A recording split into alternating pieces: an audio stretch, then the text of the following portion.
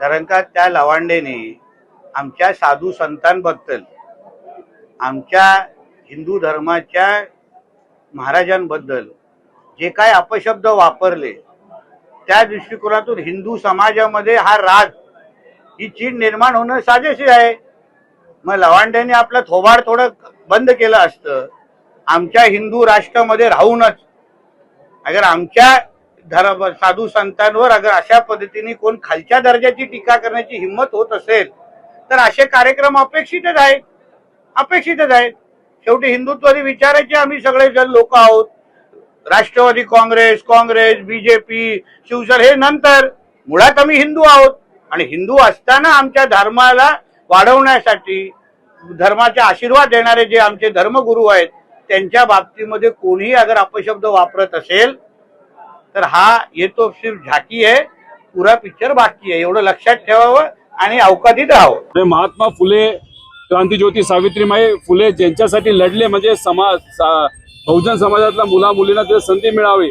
आता इथं अशा शाळा काढण्यात आलेल्या आहेत की तिथं फक्त काही ठराविक लोकांना तिथे संधी दिली जाणार. आता हे काही संतांच्या विचाराचे आहेत का? शिव्या देणं हे संतांच्या विचारात आहेत का? छत्रपती शिवाजी महाराजांचं नाव घेतो हा भोंदू महाराज. मला त्याला सांगायचं, जेव्हा तो बागेश्वर महाराजांबद्दल बोलला होता, तुकोबारायांबद्दल बोलला होता, माऊली महाराजांबद्दल बोलला होता, तू काय केलं तेव्हा? आता हे कोण नितेश राणे बोलतात, आता बरं बोलायला चुरू जमते.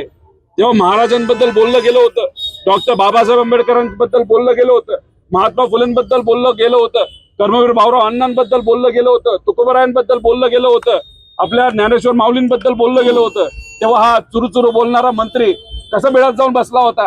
का? कारण का यांना जोपर्यंत वरून भाजपच्या प्रमुख महाराष्ट्राच्या नेत्यांकडनं आदेश येत नाही तोपर्यंत हे बोलत नाही. यांना विचारच कुठे? कपडे बदलल्यासारखे विचार बदलतात आणि पार्टी बदलतात.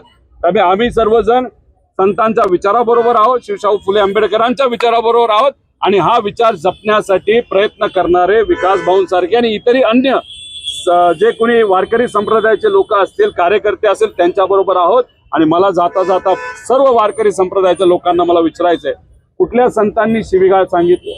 कुठल्या संतांनी भेदभाव सांगितलेला? कुठल्या संतांनी जेव्हा सामान्य लोकांवर अन्याय होतो, शेतकरीपासून कष्टकरी महिलांवर गप्प बसण्यासाठी सांगितलेलं?